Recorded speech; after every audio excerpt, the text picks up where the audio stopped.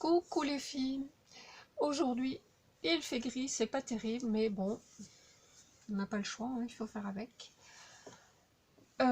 J'espère que vous allez bien. On est le 1er octobre, je viens vers vous pour vous montrer une petite création que j'ai faite pour ma copine Isabelle Cartery qui va fêter son anniversaire la semaine prochaine. Donc je voulais garder une trace de cet objet, de l'objet que j'ai créé pour elle.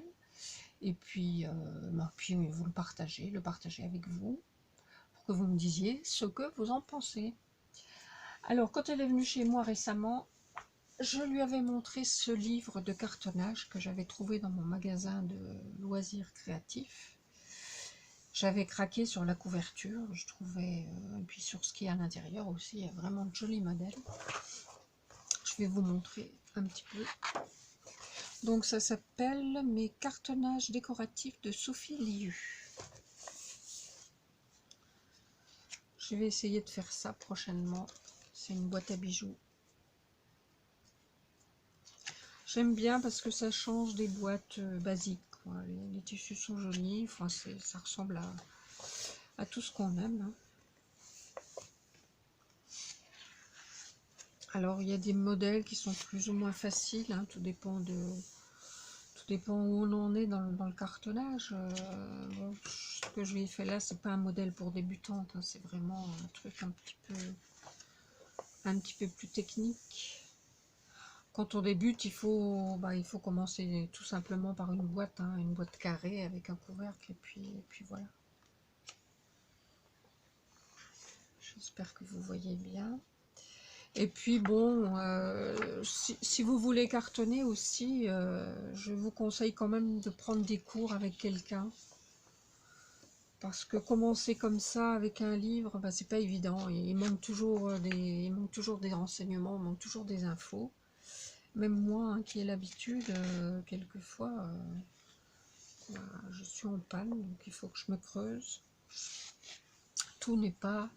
Tous les gestes ne sont pas expliqués, on va dire. Donc il faut quand même savoir cartonner, un minimum. Voilà. C'est le conseil que je peux vous donner. Hein.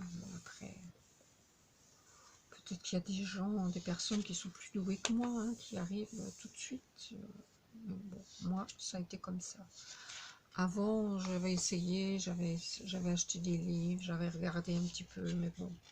Il y avait toujours un moment où ça coinçait parce que j'avais raté une étape.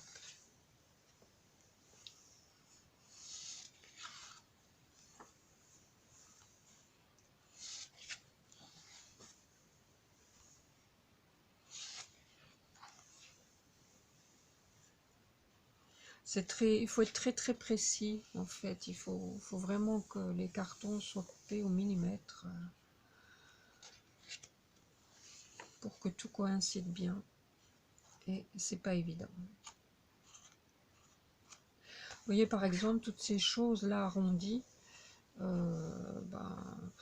Moi je m'y risque pas trop parce qu'il faut que ce soit bien fait, bien parfait, et c'est pas évident. Déjà pour couper le carton en arrondi. Le carton fait quand même 2 à 3 mm d'épaisseur. Donc c'est au cutter, c'est pas facile.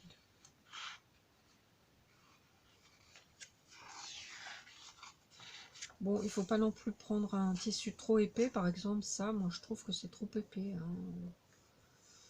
Moi j'utilise toujours du coton, la cotonnade fine, ou du ski vertex. Vous savez, je vous en ai déjà parlé, c'est le papier simili-cuir qu'on trouve aussi dans les magasins de loisirs créatifs. Voilà, donc c'est ça, hein, le petit modèle qu'elle avait repéré sur le livre. Je vais essayer de vous approcher. C'est une petite vitrine, en fait. Bon, là, l'auteur avait marqué mes collections, puis elle y a mis des petits objets. Moi, j'ai fait aussi une étiquette comme elle, mais j'ai pas marqué mes collections. Elle mettra, je sais pas ce qu'elle veut mettre dedans, donc elle renseignera son étiquette comme elle le veut.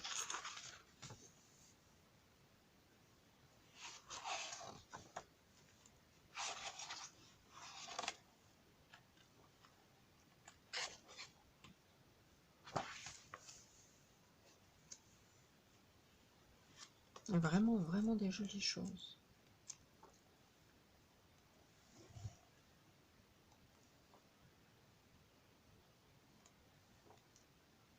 Voilà, ça je vais essayer de le faire.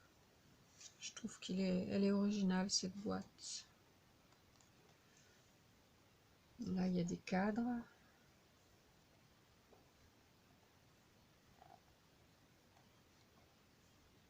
Des boîtes à bijoux.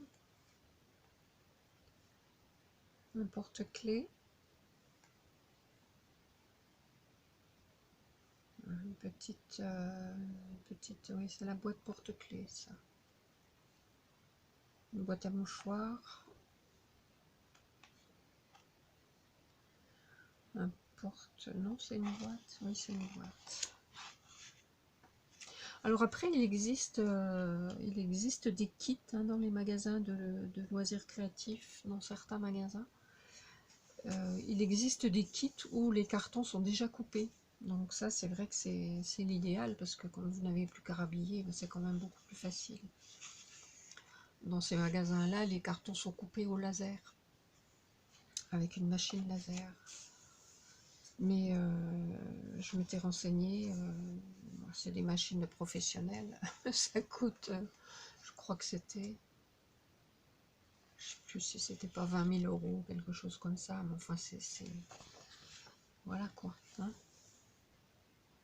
Voilà ce que j'ai envie de faire, cette petite boîte qui s'ouvre comme ça, qui se déplie. J'essaierai et puis je vous la montrerai bien sûr si je la fais. Voici. Ça brille? Non, ça va comme ça.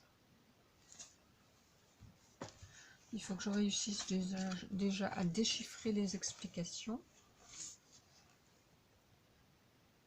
Bon, ça a l'air assez simple finalement. Il faut bien lire surtout.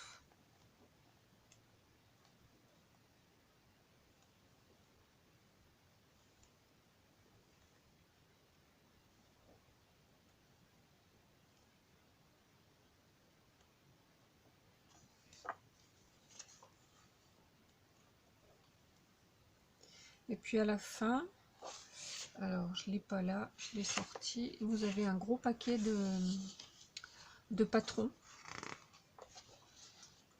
Donc pour certaines boîtes hein, qui sont où il y a des arrondis. Par exemple pour celle-ci, celle que j'ai faite, il y avait un morceau qui était un peu différent. Donc, et puis pour le porte-étiquette aussi, j'avais un modèle, j'avais un patron. Là, il y a quelques explications techniques de base.